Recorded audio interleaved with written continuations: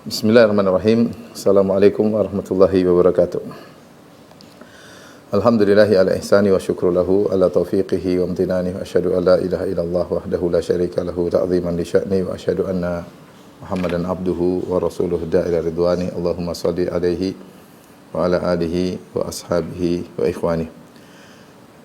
Para jemaah majelis taklim Pondok Pesantren Babus Salam yang dirahmati oleh Allah Subhanahu wa taala. Pada kesempatan kali ini kita akan bahas tentang terkait dengan rukun iman yang keenam, al-iman bil qadar khairihi wa syarrihi. Beriman kepada takdir yang baik maupun yang buruk. Ini adalah rukun iman yang meskipun dia letaknya yang keenam, tapi dia sangat penting juga dalam kehidupan kita karena terkait dengan kebahagiaan atau kesengsaraan seseorang. Ya, betapa banyak orang bisa berbahagia apapun kondisinya di atas muka bumi ini, tidak lain karena dia beriman dengan takdir, dia ridha dengan keputusan Allah Subhanahu wa taala. Dan sebaliknya betapa banyak orang yang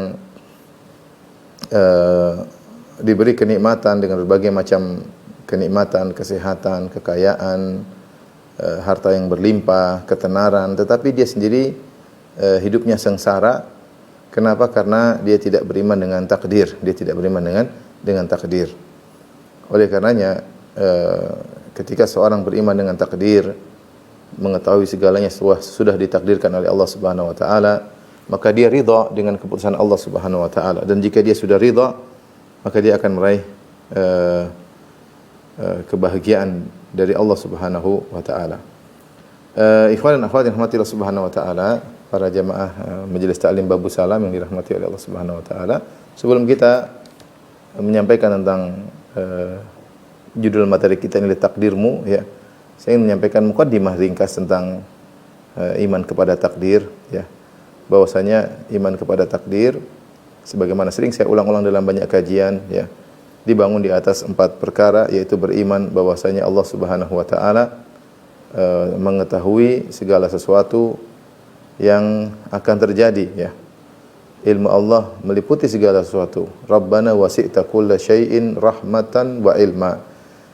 Ya Allah, sungguhnya rahmatmu dan ilmumu meliputi segala sesuatu. Ya, jadi apa yang akan terjadi semuanya Allah sudah tahu. Dan kesudahan segala sesuatu Allah pun sudah tahu. Kemudian yang kedua adalah pengetahuan Allah tersebut akan apa yang segera terjadi Allah tulis di Lauhil Mahfuz. Di Lauhil Mahfuz. Inna kulla syai'in khalaqnahu biqadar, ya. Wa kullu syai'in ahsaynahu fi imamin mubin, dan segala sesuatu kami tulis dalam Lauhil Mahfuz, ya. Kullu syai' wa kullu saghirin wa kabirin mustatar, segala sesuatu yang besar maupun kecil telah tertulis.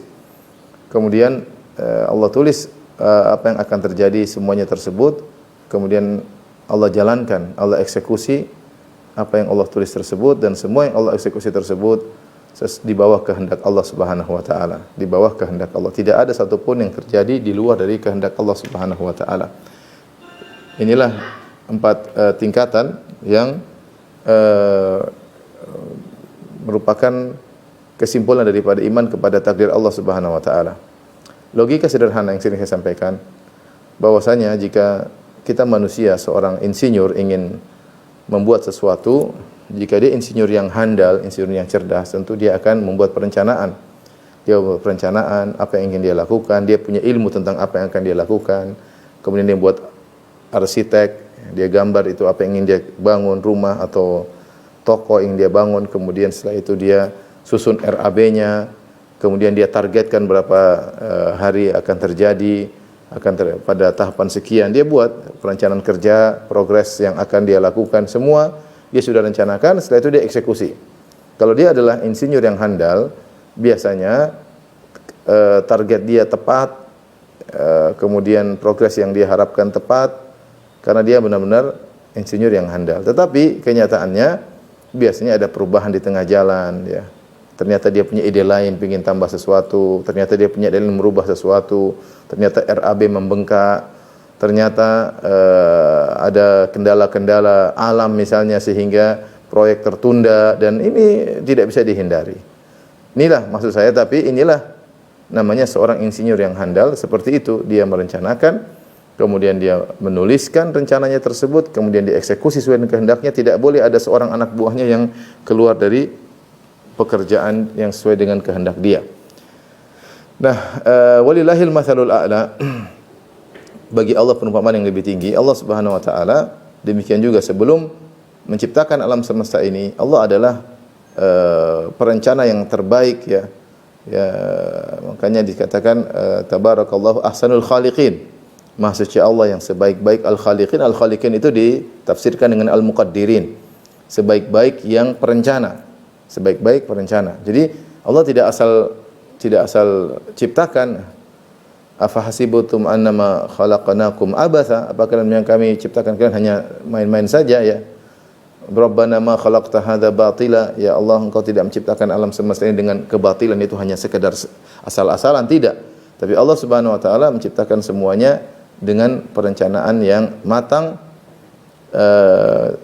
Setelah Allah merencanakan, ilmu Allah meliputi segala sesuatu tentang masa depan, ya. Kemudian Allah tuliskan rencana tersebut. Ya, ibarat tadi saya sebut seperti insinyur, ini ibarat logika sederhana.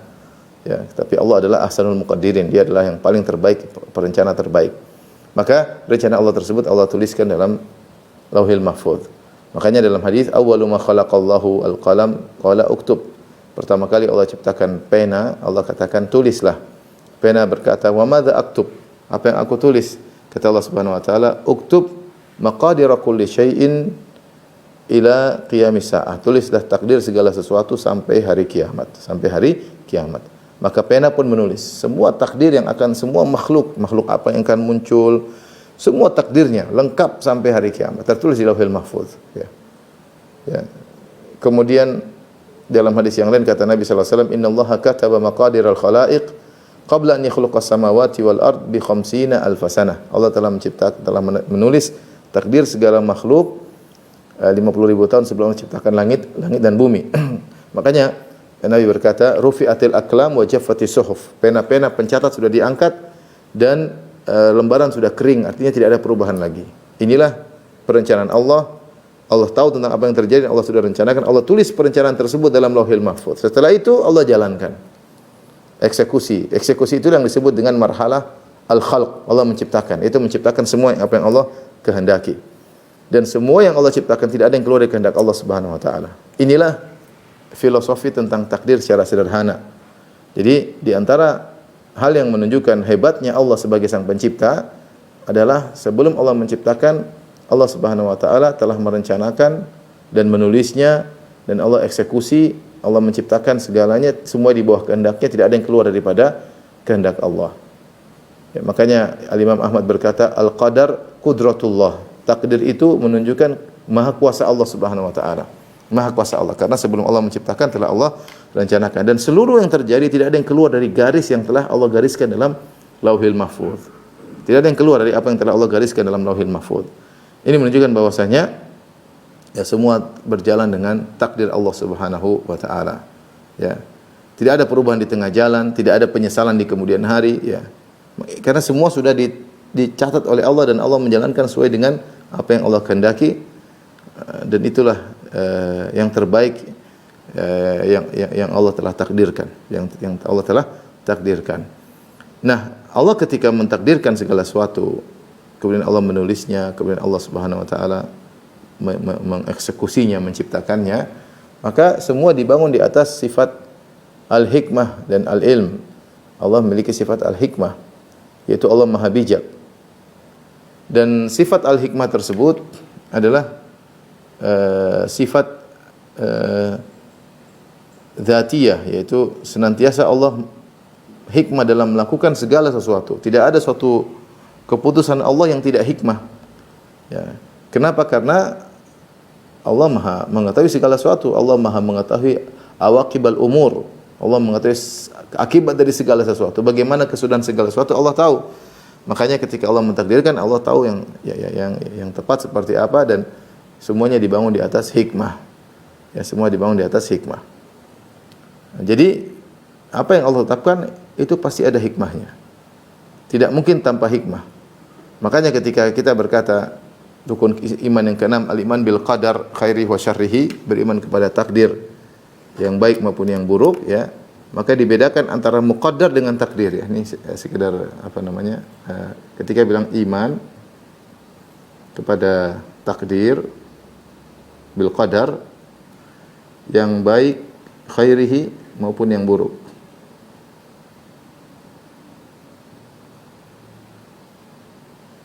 Berarti kan kita di sini ada yang baik maupun yang buruk.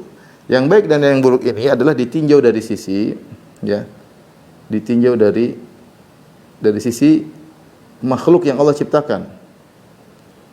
Makhluk yang Allah ciptakan. Kejadian-kejadian, ya, maksudnya kejadian-kejadian, peristiwa-peristiwa, ya. Ada yang baik, ada yang buruk, ya. Seperti keburukan misalnya bencana alam, kerusakan, ya, pembunuhan, maksiat, itu semua di bawah takdir Allah. Itu ada yang baik, ada yang buruk. Yang baik misalnya kesehatan, kesenangan, ketentraman, kebahagiaan, ya, keindahan, ya. Ini semua kalau ditinjau dari makhluk, ini ditinjau dari makhluk, ditinjau dari sisi makhluk yang Allah ciptakan. Maka ada yang baik, ada yang buruk, ya. Ada yang baik, ada yang buruk. Contoh, Allah ciptakan keburukan, contohnya dalam surat Ar-Rum kata Allah Subhanahu wa taala, "Zaharal fasadu fil barri wal bahri", telah nampak kerusakan di daratan di lautan, bima kasabat aydin nas, akibat perbuatan manusia, liyudhiqahum ba'dalladzi amilu la'allahum yarji'un. Allah ciptakan kerusakan, padahal kerusakan di lautan, di daratan, padahal Allah tidak suka dengan kerusakan. Wallahu la yuhibbul fasad. Allah tidak suka kerusakan. Tapi Allah ciptakan tersebut dilihat buruk, bencana alam, kerusakan di daratan, lautan. Tetapi ternyata di balik itu ada hikmah. Liyudhiqahum ba'dalladzi amilu, agar Allah membuat mereka merasakan akibat perbuatan mereka, la'allahum yarji'un. Semoga mereka sadar. Nah, takdir yaitu proses atau perbuatan Allah,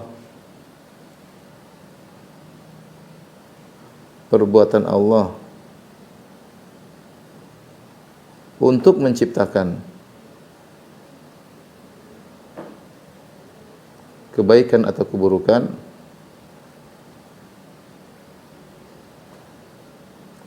Ini semuanya baik, perbuatan tersebut semuanya baik. Perbuatan Allah tersebut semuanya baik. Kenapa baik? Karena dibangun di atas hikmah.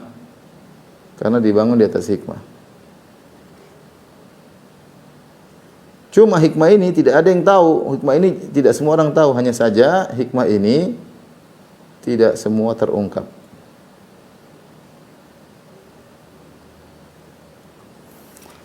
Dan Nabi SAW pernah bersabda berkaitan dengan perbuatan Allah ini semua baik. Rasulullah SAW pernah bersabda atau berdoa dalam salat, dalam doa istiftah, dalam hadis Ali bin Abi Thalib, kata Nabi SAW, "Wasyarru laisa ilaik."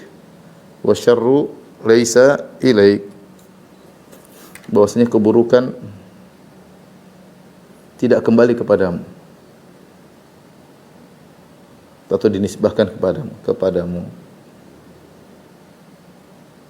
Nah, ini sebagai pengantar bahwasanya ada takdir, ada muqaddar. Yang baik maupun yang buruk disebut dengan muqaddar, yang ditakdirkan, yang diciptakan, ya. Al-muqaddar. Yang ditakdirkan. Jadi perbuatan Allah menciptakan takdir tersebut selalu baik karena dibangun di atas hikmah. Tetapi yang Allah ciptakan bisa jadi baik, bisa jadi buruk menurut pandangan kita. Tetapi di balik keburukan pun yang Allah ciptakan pasti ada kebaikan, ada hikmah. Seperti tadi kita sebutkan, Allah menciptakan kerusakan di daratan lautan agar manusia sadar, ya. Dari sini kita memandang sesuatu yang buruk adalah pandangan kita. Tapi yakinlah ketika kita tahu ini semua yang membuatnya adalah Allah Subhanahu wa taala, kita yakin pasti ada hikmahnya. Pasti itu yang terbaik yang Allah pilihkan pada kita. Ini adalah landasan dalam masalah takdir. Sebelum kita membahas tentang masalah takdir kita bagaimana dan seperti apa, ya. Hanya saja yang perlu kita perhatikan di sini terkait dengan takdir, ya. Tadi kita sudah sebutkan tahapan takdir.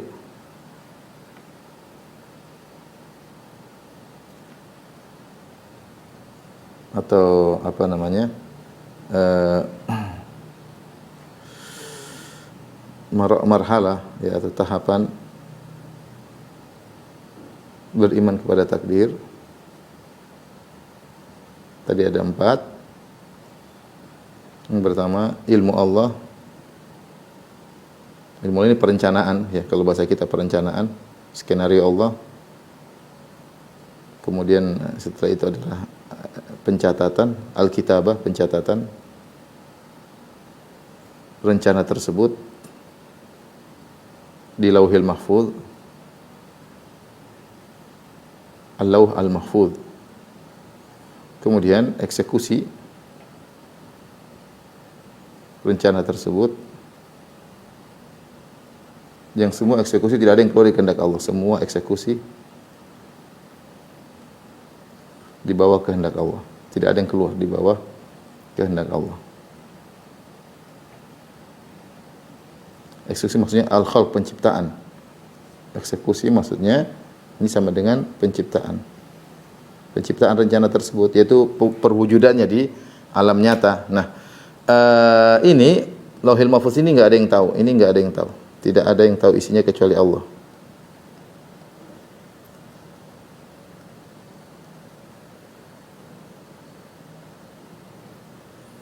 Sebagiannya Allah beritahukan, sebagian kecil Allah ungkapkan, ya. Namun kita bisa tahu kalau sudah terjadi. Kita manusia bisa tahu isinya jika telah terjadi. Oh, ternyata ini takdir kita. Kalau sudah terjadi, kita tahu, oh, takdir kita seperti ini. Tapi ketika belum terjadi, tidak ada yang mengetahui kecuali Allah Subhanahu wa taala. Malaikat tidak tahu, nabi tidak tahu, kecuali sebagian yang Allah ungkapkan kepada nabi sebagai bukti dia seorang nabi. Allah ungkapkan sebagian masa depan. Allah ungkapkan sebagian masa depan kepada nabi atau kepada malaikat, ya, untuk mukjizat, ya. Tapi tidak ada yang tahu isinya kalau belum terjadi kecuali Allah Subhanahu wa taala. Ini ungkapkan kepada nabi cuma sedikit. Kemudian eksekusi ini tadi yang kita sebutkan, eksekusi penciptaan rencana tersebut, ya, ini mengakibatkan ada yang baik, ada yang buruk. Ya, ada yang baik, ada yang buruk. Tetapi ini semua pasti ada hikmahnya. Tetapi semua ini ada hikmahnya. Nah, hikmahnya ini juga kebanyakan kita nggak tahu. Sebagian diungkap oleh Allah, sebagian tidak. Sebagian hikmah diungkap, hikmah terungkap, sebagiannya tidak.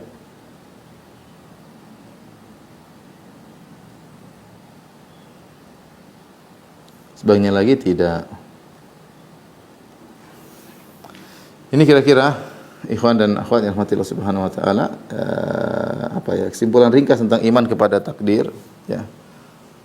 Iman kepada takdir, saya ulangi, iman kepada takdir tahapannya, pertama ilmu, ya.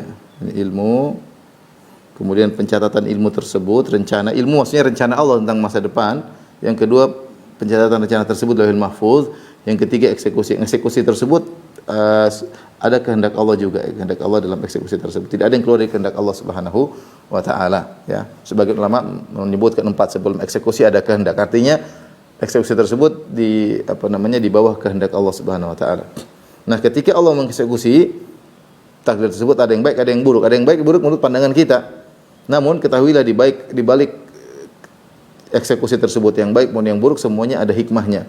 Ada hikmahnya. Nah, hikmah ini tidak semuanya kita tahu. Terkadang Allah ungkapkan sebagian agar semakin kokoh iman kita, dan banyak yang kita tidak tahu.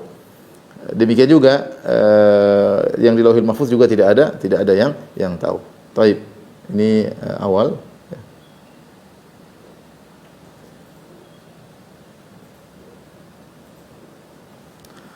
Berikutnya yang perlu kita perhatikan, bahwasanya Allah menetapkan takdir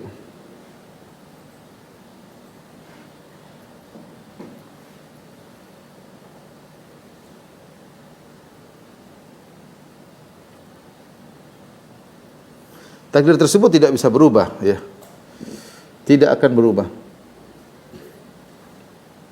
Sebagaimana sabda Nabi sallallahu alaihi wasallam, rafa'atil aqlam wa jaffatis suhuf. Kata Nabi sallallahu alaihi wasallam, pena diangkat, lembaran telah kering.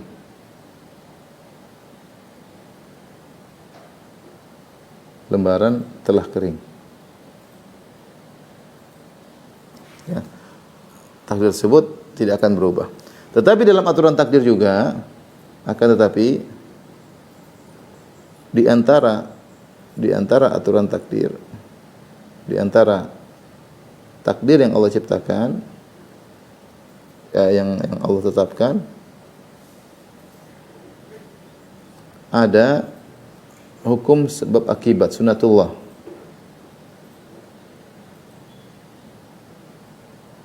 Dalam sunatullah. Contoh, makan mengakibatkan kenyang.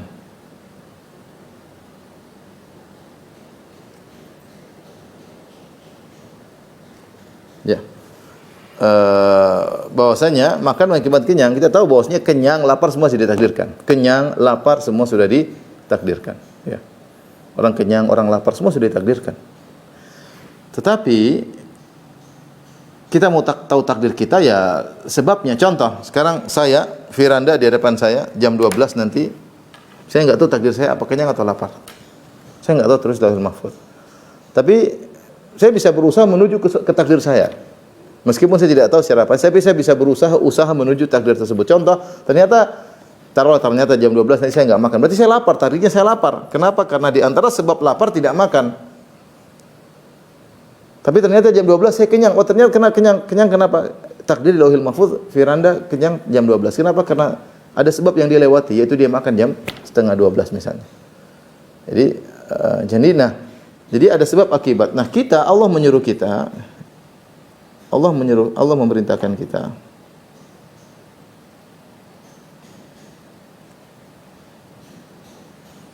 ya, Allah memerintahkan kita untuk menempuh sebab akibat yang baik.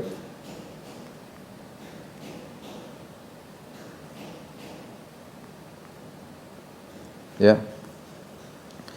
Dan Nabi melarang kita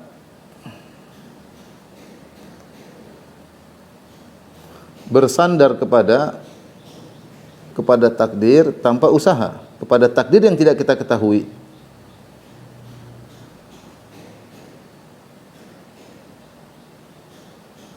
Tanpa ikhtiar, tanpa usaha.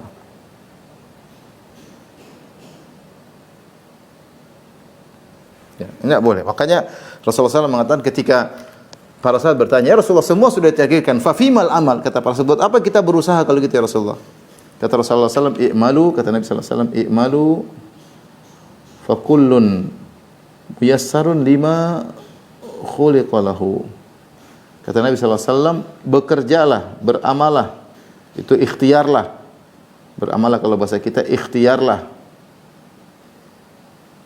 Masing-masing akan dimudahkan menuju takdirnya.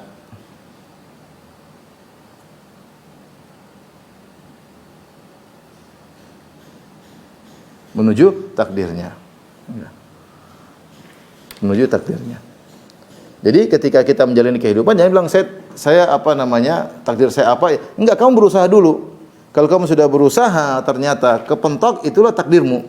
Saya ulangi, kalau kamu sudah berusaha dan ternyata kamu kepentok, itulah takdirmu. Makanya aku bilang, itulah takdirmu, maksudnya setelah berusaha kamu tahu, oh takdir saya begini. Dan kamu tidak, ketika kamu sudah berusaha, maka kamu husnudzon kepada Allah Subhanahu wa taala. Jadi inilah yang maksud saya mau kasih logika. Jadi Allah menetapkan takdir akan berubah. Pena diangkat, lembaran telah kering, tapi kita enggak tahu takdir tersebut, enggak ada yang tahu. Akan tapi di antara takdir Allah menetapkan ada hukum sebab akibat, sunatullah, ya. Contoh misalnya makan mengakibatkan kenyang. Saya sudah bilang tadi, kalau saya jam 12 saya ingin tahu takdir saya jam 12 apa. Ya kalau saya makan kemungkinan besar takdir saya kenyang. Kalau saya tidak makan kemungkinan besar takdir saya lapar, ya. Ya. Sama, kita nggak tahu di takdir kita ini punya anak atau tidak, ya, tapi di antara usaha agar punya anak, nikah misalnya. Ini bilang Allah kalau berkehendak saya punya anak tanpa nikah, ya mungkin, ya, tapi tidak semua Allah bikin keluar daripada aturan sunatullah, disebut dengan mukjizat. Kebanyakannya berjalan sesuai dengan sunatullah, ya. Tapi kalau takdirkan lain memang ya mungkin terjadi, tetapi kita berjalan dengan sunatullah yang berlaku. Maka di antara takdir Allah adalah sunatullah. Jadi tidak boleh Allah merintahkan kita untuk menempuh sebab akibat yang baik, yaitu ikhtiar, berusaha. Allah melarang kita bersandar. Jangan Nabi melarang kita cuma bersandar saja. Tidak, kamu berusaha. Kamu berusaha ya jangan bersandar kepada takdir yang kamu tidak tahu. Ya, jangan kamu bilang kalau saya ditakdir masuk surga saya maksiat sekarang juga ada masalah. Enggak bisa, kamu enggak tahu takdirmu.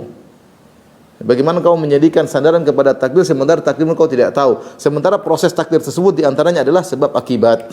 Makanya Rasulullah SAW mengatakan, "I'malu fakullun muyassarun lima khuliqa lahu." Beramalah, berusahalah, masing-masing akan dimudahkan menuju takdirnya.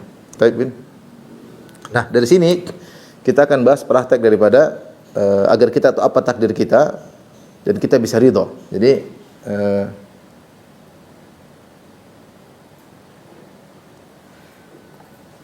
agar kita tahu takdir kita dan dalam kondisi ridha.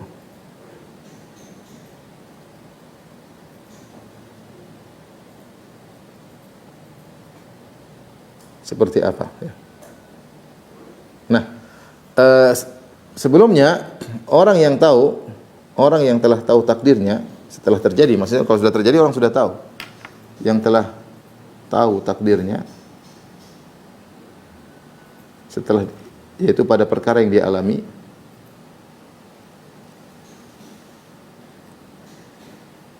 ada dua kemungkinan.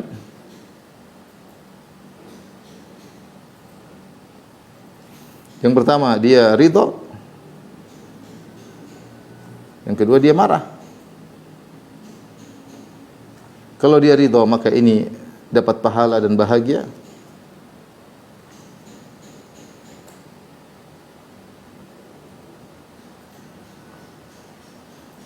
Kalau ini dia marah maka dapat dosa dan sengsara.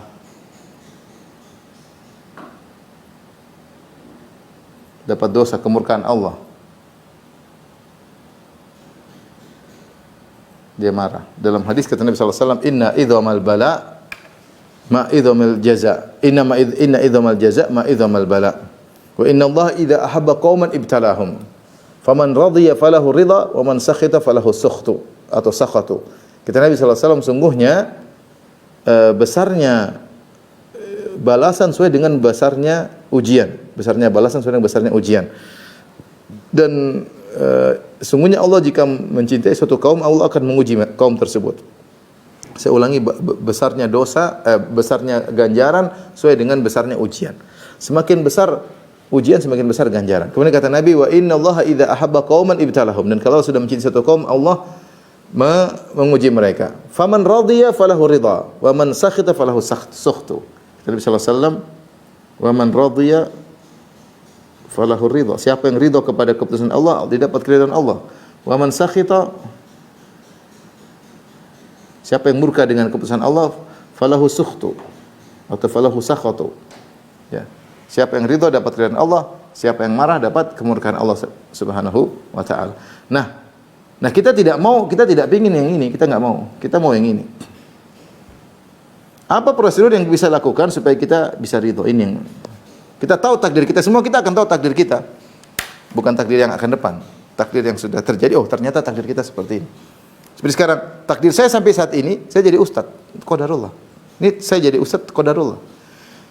Takdir antum dan antuna hadir di majelis Zoom ini sudah ditakdirkan. Nah, sekarang antum tahu takdir, oh ternyata jam sekian, ini jam 10:05, kita ditakdirkan untuk duduk di majelis ilmu membahas tentang masalah takdir.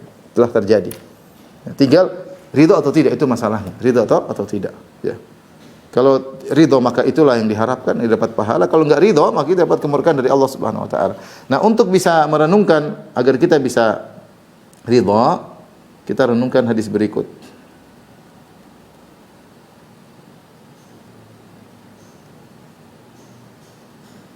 Yaitu agar kita prosedural, agar kita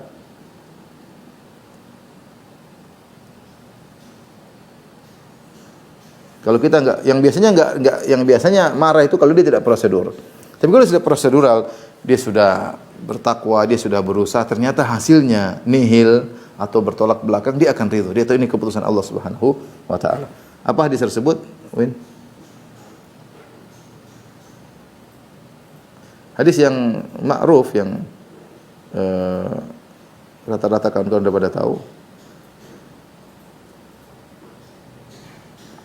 Kata Nabi sallallahu alaihi wasallam, "Al-mu'minul qawi ya khairun wa ahabbu ila Allah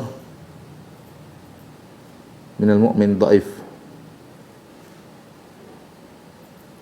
Wa fi kullin khair. Kata Nabi sallallahu alaihi wasallam, mukmin yang kuat lebih baik dan lebih dicintai oleh Allah Subhanahu wa taala daripada mukmin yang lemah tapi kedua-duanya baik, ya. Ulangi, al-mu'min al-qawi, orang mukmin yang kuat imannya lebih baik, wa ahabbu ila Allah, lebih baik dan lebih dicintai oleh Allah daripada al-mu'min ad-dhaif, daripada iman orang mukmin yang imannya lemah. Tapi tetap dia beriman. Wa fi kullin khair, masing-masing tetap baik. Kemudian kata Nabi sallallahu alaihi wasallam, ihris ala ma yanfa'uk.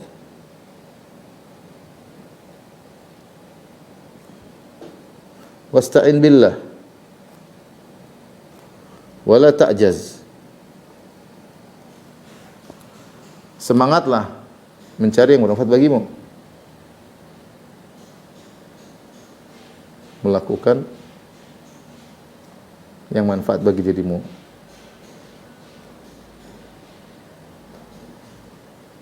Wasta'in billah, dan minta tolong kepada Allah. Minta tolong kepada Allah.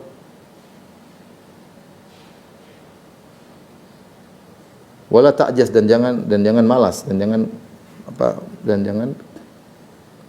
diem, dan jangan malas, tidak bergerak, ya. Ya. Fa in asabaka syai' faqul qadarallahu ma syaa fa'al. Jika ternyata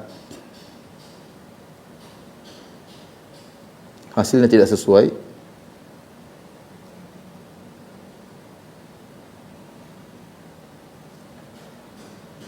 maka jangan berkata fala taqul, hasilnya tidak sesuai, jangan berkata law anni fa'altu kadza lakana kadza wa kadza. Law anni fa'altu kadza lakana kadza wa kadza.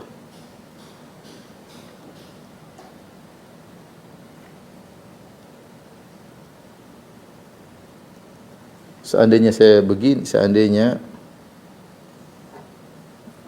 saya tidak melakukannya,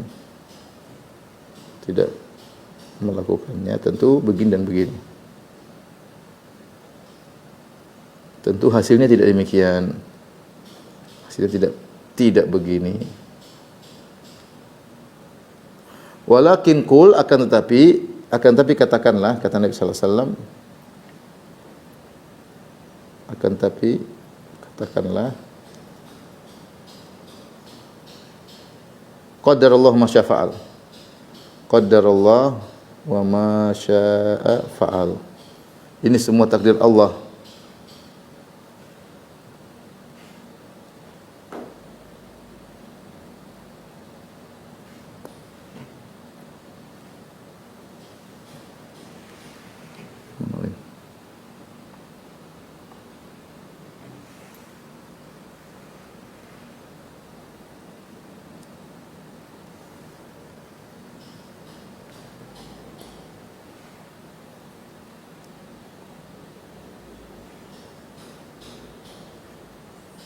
Ini semua takdir Allah.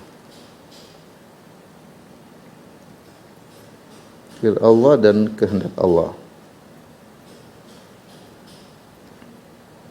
Nah, inilah hadis fa inna Allah taftahu amal syaitan. Kata Nabi sallallahu alaihi wasallam, ini tidak boleh, kenapa? Karena katanya ini membuka pintu-pintu syaitan.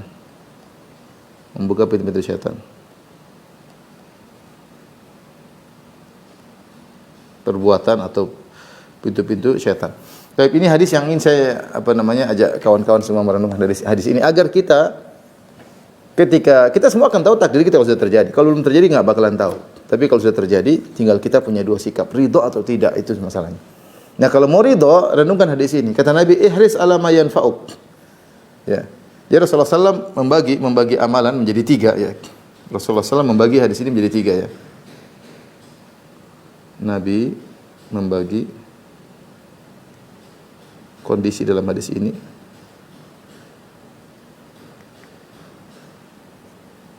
menjadi tiga. Yang pertama adalah sebelum kejadian atau sebelum kegiatan. Yang kedua, tatkala kegiatan. Yang ketiga, setelah kegiatan. Ya. Sebelum kegiatan kata Nabi sallallahu alaihi wasallam, ihris ala ma yanfa'uk. Nabi suruh semangat. Ini semangat. Ini namanya ikhtiar, kalau bahasa kita ikhtiar. Bahkan Nabi mengatakan wala ta'jas, jangan malas, berusaha. Ihris ala ma yanfa'uk. Semangatlah untuk meraih apa yang bermanfaat bagimu. Manfaat sini umum. Manfaat sini umum darimu, duniawi atau akhirat, duniawi atau akhirat. Pokoknya bermanfaat kerjain, ya. Berarti ada rencana, ya, kita disuruh rencana, suruh ikhtiar, semangat. Kemudian wasta'in billah, ketika sedang melakukan kegiatan, jangan lupa dua, yaitu usaha disertai tawakal kepada Allah. Wasta'in billah. Ini prosedurnya seperti ini. Jangan sampai kita berusaha kita lupa kepada Allah Subhanahu wa taala. Bangga dengan kemampuan kita, bangga dengan ilmu kita, bangga dengan anak buah kita, bangga dengan jabatan kita. Kita lupa tawakal kepada Allah, lupa minta tolong kepada Allah. Ini berarti tidak prosedural. Nanti kalau terjadi yang buruk itu kadang-kadang kita menyesal, kita ini yang jadi masalah. Jadi kita disuruh prosedural. Sebelumnya itu suruh semangat, ikhtiar. Kemudian ketika kita sedang ikhtiar disertai dengan tawakal kepada Allah. Setelah kegiatan, serahkan kepada Allah. Ya. Semuanya takdir, meyakini semuanya sudah ditakdirkan. Setelah kegiatan, meyakini semua telah ditakdirkan.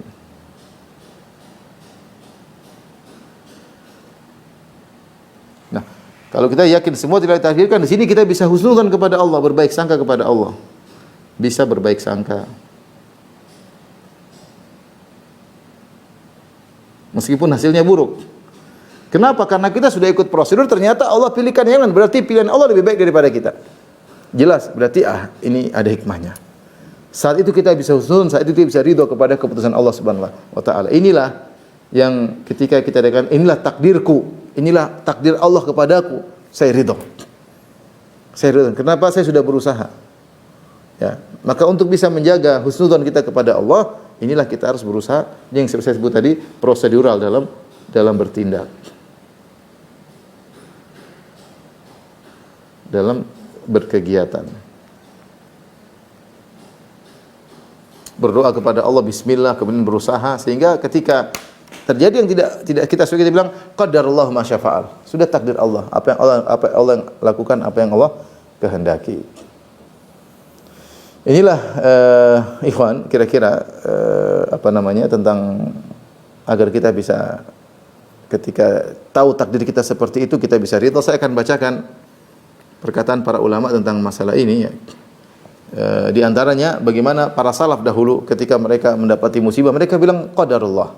Seperti Umar bin Khattab radhiyallahu anhu. Ya, ketika dia ditikam oleh Abu Lu'lu' al-Majusi kemudian perut beliau terbelah, beliau mengatakan wa kana amrullahi qadaran maqdura. Dia mengatakan ini perkara sudah ditetapkan, ketetapan Allah yang akan berlaku. Wa kana amrullahi qadaran maqdura, dia mengatakan bahwasanya ketetapan Allah yang akan berlaku. Dia tahu akan hal tersebut. Demikian juga Talha bin Ubaidillah ketika dibunuh dalam perang Jamal, ketika dia ditikam dia berkata atau terkena anak panah, dia meninggal dia berkata wa kana amrullahi qadaran maqdura. Ini sudah ditakdirkan. Sudah ditakdirkan. Kita tidak bisa menilai dari takdir tersebut. Inilah yang kita bisa meraih pahala yang besar ketika kita ridha dengan keputusan Allah Subhanahu wa taala. Allah berfirman, "Wa basyiril mukhbitin." Beri kabar gembira kepada orang-orang yang menundukkan diri kepada Allah. Ikhbat dari khabat yaitu ketika seorang berjalan jalan yang menurun. Maksudnya berilah kabar gembira kepada orang-orang yang tunduk kepada Allah Subhanahu wa taala. Apa sifat mereka? Alladzina idza dzukirallahu wajilat qulubuhum. Orang-orang jika disebut Allah maka hati mereka takut. Was-sabirina 'ala ma asabahum. Yang mereka bersabar atas apa yang menimpa mereka. Ya ikhwan ya akhwat, hidup kita ini ujian. Benar perkataan Imam Syafi'i rahimahullahu taala, mihanuz zamani katsiratun la tanqadi wa sururuhu ya'tika kal ayadi. Bahwasanya namanya ujian kehidupan datang kepadamu silih berganti, tidak ada ujung-ujungnya. Kita baru dapat ujian, kita senang sebentar, ada ujian berikutnya dan demikian kehidupan kita. Kita senang ya, tapi setelah itu kita tertawa kemudian diuji lagi. Bahkan seorang mungkin sedang tertawa dia dalam ujiannya, tapi dia bisa berusaha menghappykan dirinya, tapi sedang diuji. Dan seperti itu, ujian dari satu ujian yang lain seperti itu. Cuma tinggal levelnya berat atau tidak. Tapi kata Imam Syafi'i, mihanuz zamani katsiratun la tanqadi. Bahwasanya ujian kehidupan itu datang silih berganti, tidak berhenti-berhentinya. Wa sururu ya'tika al-ayadi. Kesenangannya datang sesekali seperti hari raya. Jadi di antara sifat al-mukhbitin adalah was-sabirina ala ma asabahum. Orang-orang yang mereka sabar dengan apa yang menimpa mereka. Makanya Sufyan Ats-Tsauri ketika menafsirkan wa basyiril mukhbitin, berilah kabar gembira tentang surga tentunya di akhirat bagi orang-orang yang mukhbit. Siapa? Al-mutmainnina ar-radina bi qada'illah al-mustaslimina lahu. Ibnu Katsir menyebut hal ini, yaitu orang-orang yang tenang dan ridha dengan keputusan Allah. Ini berat ya, tapi ini adalah puncak dari iman. Kalau saya boleh katakan ridha keputusan Allah ini puncak dari keimanan. Dia akan merasakan manisnya iman. Raditu billahi rabba, kata Nabi sallallahu alaihi wasallam, dzaqa ta'mal iman, akan merasakan manisnya iman. Man radiya billahi rabba wa bil islami dinan wa Muhammadin rasulah, akan merasakan nikmat iman orang yang ridha, yang ridha Allah sebagai Tuhannya. Di antara bentuk ridha Allah sebagai Tuhannya, dia ridha dengan keputusan Allah terhadap dia. Karena dia tahu dia makhluk, dia marbub, ada Rabb yang mengaturnya. Dan dia ridha dengan pengaturan Allah Subhanahu wa taala. Orang ini akan merasakan manisnya iman. Makanya al-mukhbitin, al-mutmainnina ar-radina bi qada'illah, orang-orang yang tenang, tentram dan ridha dengan keputusan Allah. Al-mustaslimina lahu, yang pasrah kepada Allah Subhanahu wa taala. Ayat yang lain yang menunjukkan pentingnya kita pasrah terhadap sudah takdir Allah mau diapain. Qadarullah. Terungkaplah ini ternyata takdirku seperti ini. Saya sudah berusaha. Ya. Apa kata Allah Subhanahu wa taala? Ma asaba min musibatin illa bi idznillah. Tidak ada satu musibah yang menimpa kecuali dengan izin Allah. Musibah apapun yang tidak kita sukai semuanya atas izin Allah. Musibah tentang jasad kita, musibah tentang ekonomi kita, musibah tentang pekerjaan kita, musibah tentang istri kita, musibah tentang suami kita, musibah tentang anak-anak kita, semuanya biiznillah. Wa man yu'min billahi yahdi qalbah. Siapa yang beriman, maksudnya beriman bahwa ini semua keputusan Allah dengan izin Allah, yahdi qalbah, Allah akan beri petunjuk kepada hatinya. Kata Al-Qamah, hiyal musibatu tusibur rajula faya'lamu annaha min indillah fayusallim laha wa yarda. Al-Qamah dia berkata, seorang tabi'in dia berkata, ayat ini berkaitan dengan musibah yang Allah timpakan kepada seseorang. Kemudian ketika tertimpa musibah, dia tahu ini adalah keputusan Allah. Dia tidak bisa lari dari hal ini. Maka dia pun pasrah dan dia ridha, Maka Allah akan beri petunjuk kepada hatinya, ya. Kata Ibnu Abbas mengomentari ayat ini radhiyallahu anhuma, yahdi qalbahu, Allah akan beri petunjuk kepada hatinya lil yaqin, dia semakin yakin. Fa ya'lamu anna ma asabahu lam yakun liyukhti'ak, sehingga dia tahu apa yang menimpanya tidak akan meleset darinya. Apa yang sudah Allah tetapkan akan menimpanya tidak akan meleset darinya. Wa ma akhta'ahu lam yakun liyusibah, dan dia tahu bahwasanya apa yang Allah tulis tidak akan mengenai dia, tidak akan dia dapatkan, tidak akan menimpanya. Inilah keutamaan ridha kepada keputusan Allah. Makanya di antara doa Nabi sallallahu alaihi wasallam, as'aluka ridha ba'dal qada. As'aluka ridha ba'dal qada. Ya Allah, aku mohon keridhaan setelah keputusanmu, ya. Karena kita terkadang kita bicara tentang ini masalah butuh benar-benar ilmu yang mendalam. Betapa banyak orang, ya, kita beriman kepada takdir, ketika dapat musibah dia tidak sabar. Kata Allah Subhanahu wa taala, wa minan nasi may ya'budullaha ala harfin fa in asabahu khairun itma'anna bih wa in asabathu fitnatun inqalaba ala wajhihi khasirat dunya wal akhirah. Dzalika huwal khusranul mubin. Dalam surat Al-Hajj kata Allah Subhanahu wa taala, di antara manusia ada yang, ya, beribadah kepada Allah ala harf, di ujung, tidak totalitas. Beribadah cuma, ya, waktu senang aja beribadah kepada Allah, kurang totalitas. Fa in asabahu khairun itma'anna bih, kalau dia dapat kenikmatan dia merasa tenteram, beriman kepada Allah, menunjukkan. Wa in asabathu fitnatun inqalaba ala wajhi. Tapi kalau timpa dengan ujian dia kebalik. Dia malas beribadah, dia tidak terima dengan keputusan Allah Subhanahu wa taala. Khasirat dunya wal akhirah. Ini orang rugi dunia dan akhirat, orang seperti ini. Kita ini subhanallah, kadang kita bicara tentang takdir, tentang iman, tapi kita ketika diuji, ilmu kita seakan-akan lenyap. Ilmu kita sekarang menguap, kita tidak terapkan. Iman kita hanya di bibir. Ilmu kita hanya di bibir, tidak meresap dalam hati kita. Sulit kita meyakini yang terbaik bagi Allah, ini terbaiklah pilihan Allah bagi kita. Sulit, kita sulit terima. Maunya kita hasil yang lain, dan kita berusaha, kita tidak terima. Jadi kita enggak ridha. Oleh karenanya kita yakin wa kana amrullahi qadaran maqdura, apa yang Allah tetapkan pasti itu yang berlaku. Liyaqdiyallahu amran kana maf'ula. Ya, agar Allah memutuskan perkara yang sudah Allah tetapkan. Semua yang terjadi atas ketetapan Allah Subhanahu wa taala, ya. Ikhwan dan akhwat yang dirahmati Allah Subhanahu wa taala, ya. saya akan bacakan beberapa perkataan para salaf bagaimana mereka ridha dengan keputusan Allah Subhanahu wa taala. Perhatikan. Umar bin Khattab radhiyallahu anhu pernah berkata, "Ma ubali ala ayyi halin asbahtu ala ma uhibbu aw ala ma akrah li'anni la adri al khaira fima uhibbu aw fima akrah." Kata Umar bin Khattab, aku tidak peduli di pagi hari aku dalam kondisi apapun. Pokoknya bangun tidur, saya tidak peduli saya kondisinya seperti apapun. Apakah aku dalam kondisi yang aku cintai atau dalam kondisi yang aku tidak sukai? Kenapa? Karena aku tidak tahu kebaikanku berada pada mana. Pada perkara yang aku cintai atau perkara yang aku tidak sukai. Subhanallah. Iman sempurna ya. Ya, saya tidak peduli. Besok pagi bangun dalam kondisi apa, saya tidak peduli. Bagaimana kalau saya tidak peduli? Apakah yang saya sukai atau saya tidak sukai? Keridhaan yang sempurna. Kenapa? Umar jelas dijelaskan. Saya tidak tahu yang terbaik buat saya yang mana. Kadang saya menyangka yang saya suka itu baik, ternyata tidak baik. Kadang saya menyangka yang saya tidak suka itu buruk, ternyata baik bagiku. Wa asa an takruhu syai'an wa huwa khairul lakum, wa asa tuhibbu syai'an wa huwa syarrul lakum. Bisa jadi kau benci sesuatu ternyata baik bagimu, dan bisa jadi kau mencintai sesuatu ternyata buruk bagimu. Ini Umar bin Khattab. Saya tidak peduli apa kondisi saya. Kenapa? Karena saya tidak tahu kebaikan yang terbaik bagiku ada pada yang aku cintai atau ada yang pada aku benci. Subhanallah. Diriwayatkan dari Umar bin Abdul Aziz. Umar bin Abdul Aziz seorang tabi'in ma'ruf, dia berkata, "Ma kuntu ala halin min halati dunya fayasurruni anni ala ghairiha." Tidaklah aku dalam satu kondisi dunia, dalam kondisi apapun, kemudian aku berkeinginan untuk saat itu diganti dengan kondisi yang lain. Tidak, saya ridho, ya. Kalau dia mengalami satu kondisi, dia tidak berharap ya sudah, ini pilihan Allah, menurut dia ini pilihan Allah. Makanya diriwayatkan juga beliau berkata, "Asbahtu wa ma li sururun illa fi mawadhi'il qada wal qadar." Aku dalam kondisi pagi hari tidak ada kebahagiaan kecuali aku sesuai dengan takdir Allah. Allah pilihkan aku begini, aku jalani. Ya. Demikian juga di antara doa Umar bin Aziz, perhatikan doa yang ini, dia mengatakan, "Allahumma raddini bi qada'ik." Allahumma raddini bi qada'ik. Allah jadikanlah aku ridha dengan keputusanmu. Wa barik li fi qadrik, dan berkahlah aku pada yang kau takdirkan. Hatta la uhibba ta'jila syai'in akhartahu, agar aku tidak berharap disegerakan apa yang kau tunda. Wala ta'khira syai'in ajjaltahu, dan aku tidak berharap ditundanya sesuatu yang kau segerakan. Artinya dia pasrah. Ya Allah, jadikan aku ridha. Karena kita terkadang buru-buru pingin segera, ternyata Allah tunda-tunda. Ridholah dengan penundaan Allah. Oh, berarti belum saatnya. Yakin di balik penundaan itu Allah lebih tahu terbaik bagi kita. Kalau Allah segerakan kebaikan tersebut mungkin tidak baik bagi kita. Dampaknya kurang maksimal dan macam Allah yang Maha tahu. Sampai dia mengatakan, jadikanlah aku ridho sampai aku tidak berharap disegerakan apa yang kau akhirkan ya Allah. Dan sampai aku tidak ingin diakhirkan apa yang kau segerakan. Artinya aku ingin ridho dengan segala keputusan. Jadi kita maksudnya jangan ngoyo, udah kita berusaha, ternyata Allah tak akhirkan, ternyata tertunda, sudah itu yang terbaik.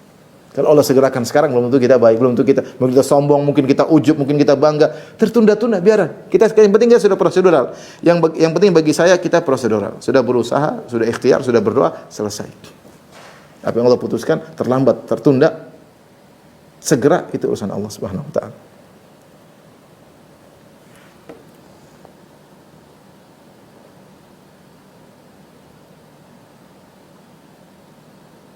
Apa kata Imam Syafi'i dalam syairnya yang menunjukkan keridhaan yang sempurna, dia mengatakan, "Ma syi'ta kana wa illam asya." Ya Allah, apa yang kau kehendaki itu yang terjadi meskipun aku tidak mau. Apa yang kau kehendaki itu yang terjadi meskipun aku tidak berkehendak terjadinya, ya. Ya. Sebagian perkataan orang-orang orang-orang Amiyah, orang-orang Arab awam di Saudi, ya. Anta turid wa ana urid wallahu yaf'alu ma yurid. Kau punya kehendak, saya juga punya keinginan, tapi yang terjadilah kehendak Allah Subhanahu wa taala. Kau punya kehendak, saya punya kehendak. Kehendak kita ini itu, tapi yang terjadilah kehendak Allah. Wa ma syi'ta kana wa illam asya. Apa yang kau kehendaki itu yang terjadi ya Allah, meskipun aku tidak menghendakinya. Wa ma syi'ta illam tasya' lam yakun. Wa ma syi'tu illam tasya' lam yakun. Apa yang aku kehendaki, tapi kalau kau tidak ingin, maka tidak terjadi ya Allah. Khalaqtal ibada ala ma alimta. Engkau telah menciptakan manusia di atas ilmu yang telah kau tetapkan. Fa fil ilmi yajri al-fata wal musin. Dalam takdirmu, dalam lauhil mahfuz telah berlaku mana yang pemuda tentang orang tua semua sudah berlaku. Ala dha mananta wa hadha khadalta wa hadha a'anta wa dha lam tu'in. Yang satu kau bantu, yang satu kau tinggalkan, yang satu kau beri anugerah, yang satu kau tidak beri anugerah. Faminhum syaqiyyun wa minhum sa'idun. Di antara mereka ada yang masuk neraka, di antara mereka ada yang masuk surga. Wa minhum qabihun wa minhum hasan. Di antara mereka ada yang buruk dan di antara mereka ada yang baik. Semua keputusan-Mu ya Allah. Berkata Bishr bin Bashar, salah seorang dari orang salihin, dia berkata, "Alqi nafsaka ma'al qadar haitsu alqaq." Lepaskanlah dirimu atas takdir, sebagaimana takdir berjalan kepada dirimu. Sudah pasrah. Ya, pasrah ya. Terakhir saya nukilkan perkataan Imam Ahmad dan Ibnu Qayyim rahimahullah taala. Imam Ahmad berkata ketika dia sedang diuji, disiksa, ajma'at tis'una rajulan minat tabi'in wa aimmatil muslimin ala anna sunnah allati tuwfiya 'alaiha Rasulullah sallam awwaluha ar-ridha bi qada'illahi ta'ala wa taslim li amrihi wa sabri tahta hukmihi. Kata Imam Ahmad ketika sedang diuji, sungguh telah sepakat 90 dari orang saleh dari kalangan tabi'in dan para imam kaum muslimin bahwasanya sunnah yang Nabi wafat di atas sunnah tersebut, pertama dari sunnah tersebut adalah ridha dengan keputusan Allah dan pasrah dengan keputusan Allah, sabar dengan hukum Allah. Makanya dalam Al-Quran Allah banyak mengatakan fasbir li hukmi rabbik wasbir li hukmi rabbik, sabarlah dengan keputusan Tuhanmu ya Muhammad, sabarlah, yaitu sabarlah aturan, sabarlah dengan takdir Allah ya. Kata Imam Ahmad, ini adalah sunnah yang pertama adalah ridha bi qadaillah, ridha dengan keputusan Allah Subhanahu wa taala. Ibnu Qayyim berkata, ini terakhir, kata Ibnu Qayyim rahimahullah taala, ridha babullahil a'zam, ridha kepada takdir Allah adalah pintu Allah yang sangat besar, yang terbesar. Wa jannatud dunya, ridha kepada keputusan Allah adalah surganya dunia. Subhanallah. Saya tadi katakan, ini perkataannya kelihatannya sepele, tapi ini berkaitan kebahagiaan kita di dunia maupun akhirat. Siapa yang ridha, pasrah dengan takdir, setelah dia berusaha, dia akan meraih kebahagiaan. Kata Ibnu Qayyim, ridha dengan keputusan Allah, jannatud dunya, adalah surganya dunia. Wa mustarahul abidin, tempat istirahatnya orang-orang yang beribadah kepada Allah. Wa qurratu uyunil mustaqin, dan ala sejuknya pandangan orang-orang yang merindukan akhirat. Wa man mala'a qalbahu minar ridha bil qadar, siapa yang memenuhi hatinya dengan ridha terhadap takdir Allah, mala Allah sadrahu ghinan wa amnan, maka Allah akan penuhi dadanya, hatinya dengan kecukupan dan keamanan, ketentraman. Oh, itu sudah tentram. Wa farraga qalbahu li mahabbatihi wal inaba ilaihi wa tawakkuli alaihi, maka Allah akan mengosongkan hatinya agar bisa, orang itu dikosongkan hatinya agar bisa fokus cinta kepada Allah, agar bisa fokus kembali kepada Allah dan bisa fokus tawakal kepada Allah. Kenapa? Dia ridha dengan takdir Allah. Wa man fatahu hadzuhu minar ridha, siapa yang hatinya kosong daripada keridhaan terhadap keputusan Allah, imtala'a qalbuhu bi dhiddi dzalik, maka hatinya akan terpenuhi dengan lawan dari itu semua. Ya, dia akan merasa sengsara, dia akan merasa kekurangan, dia akan merasa gelisah, ya. Washtaghala amma fihi sa'adatuhu wa falahuhu, sehingga dia akan tersibukkan dengan perkara-perkara yang di situ tidak ada kebahagiaannya. Jadi kebahagiaannya dia tinggal, keberuntungannya dia tinggal, sibuk dengan perkara yang tidak menguntungkannya, tidak membahagiakannya. Inilah kesimpulan dari apa yang kita sampaikan. Kalau kamu sudah tahu takdirmu, maka terimalah agar kau bahagia. Wallahu taala alam bisawab. Kalau ada yang bertanya, saya persilakan.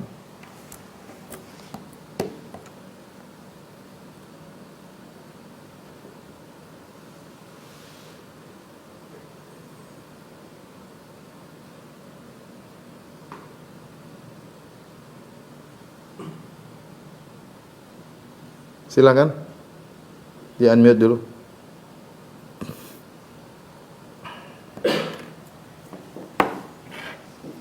Di unmute dulu. Silakan moderator, di unmute.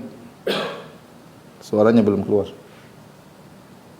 Ya, alhamdulillah, Ustaz. Ya, silakan.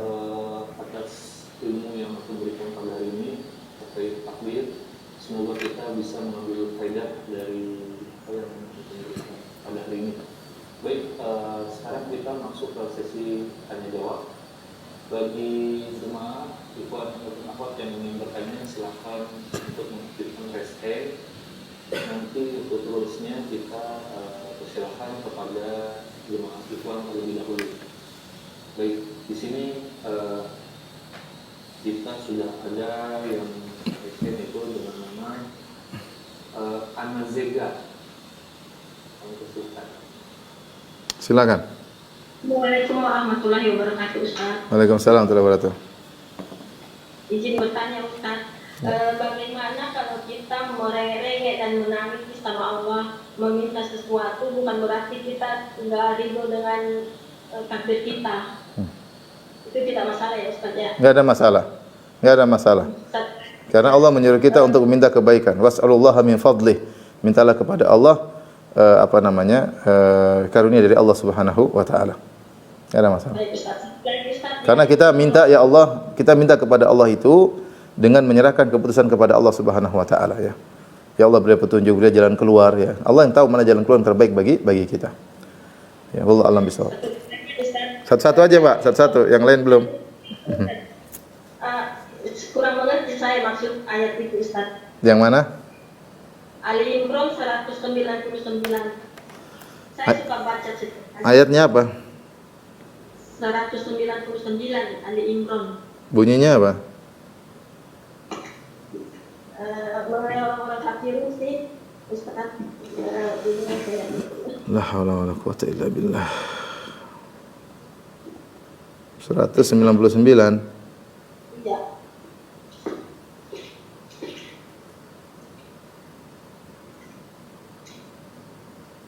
Oh ini wallahu alam, ini butuh saya belum baca tafsirnya. Nanti insyaallah ditanyakan kepada ustaz yang lain ya. Ya. Oke. Selanjutnya. Baik, ada komentar terlebih dahulu. Benar.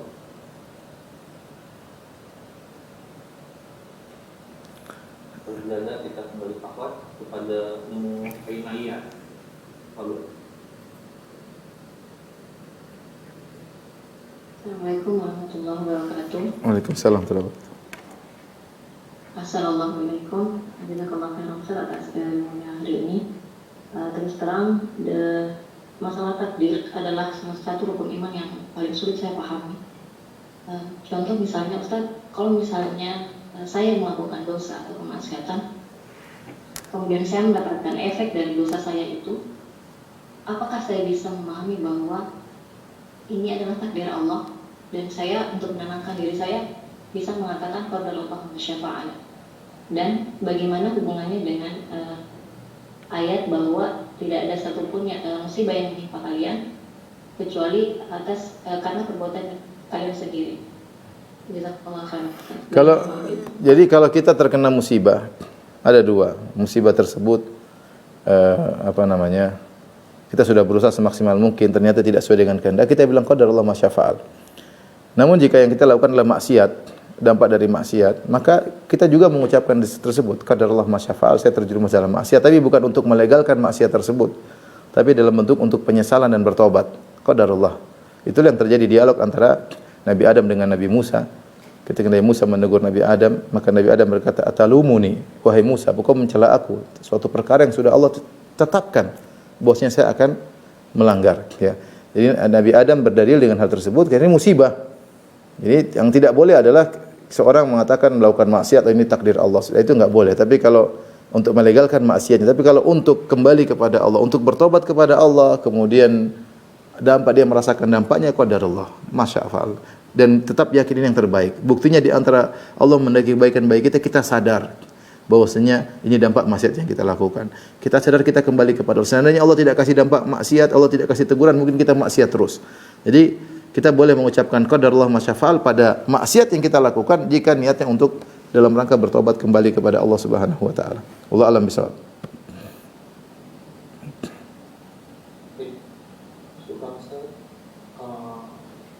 Untuk ikhwan mungkin kalau belum ada, karena ada pertanyaan Ustaz terkait masalah hadis Ustaz, begini Ustaz, yang dapat menolak takdir hanyalah doa.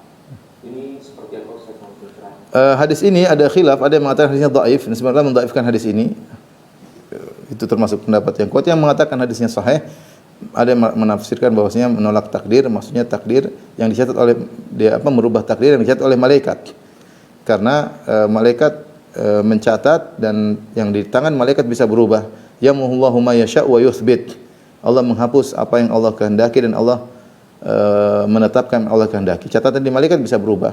Seperti makna hadis Nabi sallallahu alaihi wasallam man ahabba an yubsata fi rizqi wa yansa'a fi athari falyasir rahimah.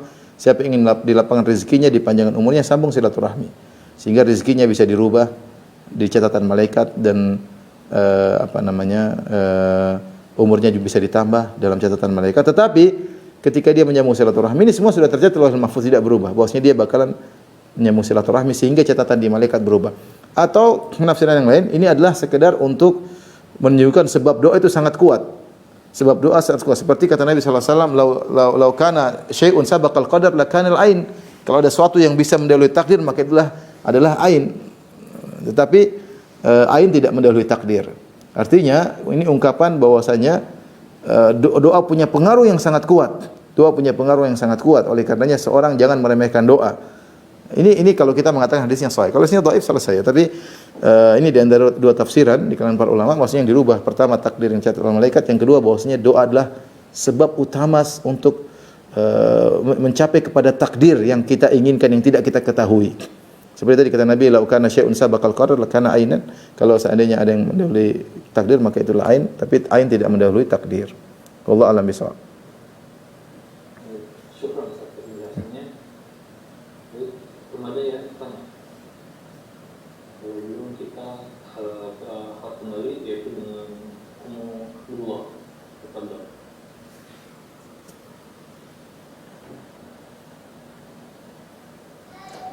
Waalaikumsalam Ustaz. Waalaikumsalam warahmatullahi wabarakatuh. Waalaikum. Waalaikumsalam warahmatullahi wabarakatuh. Waalaikum Ustaz. Ya, aku ada Ustaz mau bertanya, takbir saat ini kan di sebuah pesantren itu ada penampakan gitu Ustaz, di kamar-kamar gitu. Lalu yang ingin saya tanyakan itu, bila pembacaan surat Al-Baqarah itu Ustaz, itu khusus di rumah atau bisa diterapkan di pesantren Ustaz, di kamar gitu. Bila boleh diterapkan itu waktunya apakah 3 hari sekali ataukah anak-anak itu membaca utama surat itu bersama-sama, atau satu anak itu satu surat gitu Ustaz sampai selesai. Fa inna syaitana yafir min al-bait alladhi tuqra'u fihi suratul Baqarah, ya. Sungguhnya syaitan itu lari dari rumah yang dibacakan surat Al-Baqarah, ya.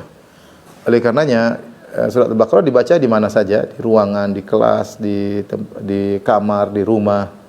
Dibaca semakin banyak dibaca maka akan mengusir syaitan. Inna yanfiru minal baiti allati tuqra'u fi suratul Baqarah. Syaitan itu yanfir, lari dari rumah yang dibaca surat Al-Baqarah. Maka tidak mengapa dibaca bergantian, dibaca masing-masing juga baca, tidak satu suara, masing-masing baca sendiri juga boleh, masing-masing baca Al-Baqarah, sehingga efeknya lebih kuat. Dan saya pikir santai aja. Syaitan muncul, biarin aja dia muncul, mungkin mau kenalan mau apa, santai, jangan terlalu banyak pikiran, sudah. Ajarin anak dia muncul, cuekin aja. Baca doa, penting mau tidur baca doa, waktunya mengaji, waktunya salat malam, dia goda mau keluar muncul, biarin aja. Itu setan biasa menggoda manusia. Jadi anak-anak diajar untuk berani, jangan terlalu takut seperti itu. Jadi jangan terlalu tersibukkan juga dengan setan-setan yang menggoda. Ya udah, waktunya tidur, waktunya baca Quran, salat, jangan terlalu dipusingin, maksud saya, ya. Wallahu a'lam bishawab. Mungkin pertanyaan terakhir. Atas penjelasannya. Yang terakhir, kembali sepertinya dengan Husniati Rashid. Bismillah, Assalamualaikum warahmatullahi wabarakatuh. Assalamualaikum warahmatullahi wabarakatuh. Assalamualaikum Ustaz. Jazakumullah khairan atas ilmunya. Afwan Ustaz, bisa diulang kembali doa yang antum sampaikan tadi dari doa Khalifah Umar bin Abdul Aziz? Yang lebih bagus doanya Nabi SAW. As'aluka ridha ba'dal qadha. Itu aja dihafal. As'aluka ridha ba'dal qadha. As'aluka ridha ba'dal qadha. Ya Allah, aku mohon keridhaan setelah keputusanmu. Ya, ini berat memang, tapi kita ulang-ulangi. Dengan kita ketika ucapkan doa tersebut sambil meyakini bahwasanya di balik keputusanmu itu yang terbaik. Cuma kita enggak tahu yang terbaik yang mana, ya. Maka serahkan urusan kepada Allah Subhanahu wa taala. Demikian kepada Majelis Taklim Babu Salam. Kajian kita insyaallah kita lanjutkan bulan depan. Wabillahi taufiq wal hidayah. Assalamualaikum warahmatullahi wabarakatuh.